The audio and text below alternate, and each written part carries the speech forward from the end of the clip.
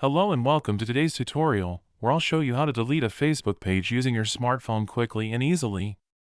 So let's get started. First, open the Facebook app on your smartphone. Once you're in, tap the three-line menu with your profile picture in the upper right corner. Next, switch to the page you want to delete. Then, tap the profile picture and the three-line menu for that page. Scroll down and tap on Settings and Privacy. Then here tap on Settings. In the Settings menu, scroll down and select Access and Control. Here, select the circle next to Delete Page and tap Continue.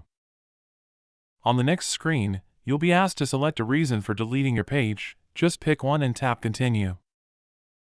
You'll then be asked if you want to download or save any data from your page before proceeding. Choose your preference and tap Next. To confirm deletion, enter your password and tap Continue. On the final screen, tap Delete Page again to complete the process. And that's it. Your Facebook page is now deleted. Thanks for watching. Don't forget to like and subscribe for more helpful tutorials.